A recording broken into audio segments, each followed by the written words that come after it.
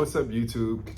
Welcome to my channel. It's Rico the Artist here. For those who don't know me, I'm a tattoo artist located in Houston, Texas. I have a private suite near the Pearland area. And today, I'll be showing you the easiest way to make a tattoo stencil. Let's get right into it. So, here's what you need in order to make a stencil. Obviously, stencil paper. Secondly, you'll need a design that you want to make into a stencil. And you will need stencil application and the bubble, and the pen. So, for the stencil paper and for the stencil application, these are the brands that I use. Now, you don't have to use these brands. It's plenty of other brands on the market that also work just as good, but these are the ones that I prefer to use. Okay, let's go. So, now that we have all our items together, this is what we're gonna do. You're gonna take a sheet of stencil paper out, right? And you will need a hard surface in order to do the stencil, because if you press down on it on a soft surface, the pen will just go right through the paper and you'll have a hole in the stencil. We don't want that. So I have a clipboard right here. And the first thing we're gonna do is we wanna get rid of this paper.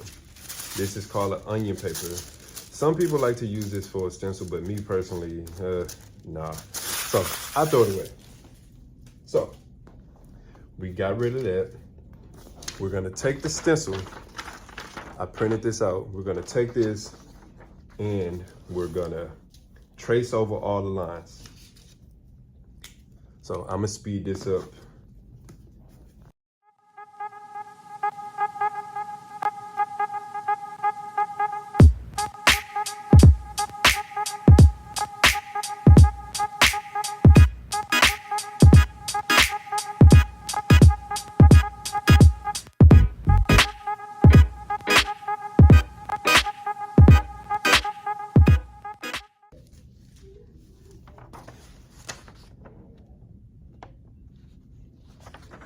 And if we look at the back of this paper, you can see, hold on, let me grab this camera real quick. So, if you look at the back of this paper, this is the front. This is the part that I was tracing over. If you look at the back of this, you see that it's some ink on the back of the paper. That's the whole point of using the pen. You press down so it can pick up the ink so that we can transfer this to the skin. All right, so let's move on to transferring it to the skin now. All right, so now that we got everything ready, you want to make sure you cut your stencil down to size, because you don't want to try to do the stencil as a whole sheet of paper, because it's just gonna make the stencil come out distorted. So cut it down as small as you can without cutting off any piece of the stencil. Grab your stencil application. I'm using Electrum, but you can use whatever brand you feel most comfortable with. We're gonna lay a thin coat on the skin or the area that we want to place the stencil.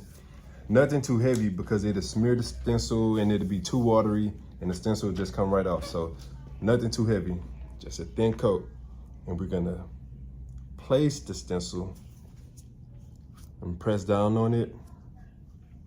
Not too hard, you don't want to hurt the clients, but yeah. Booyah.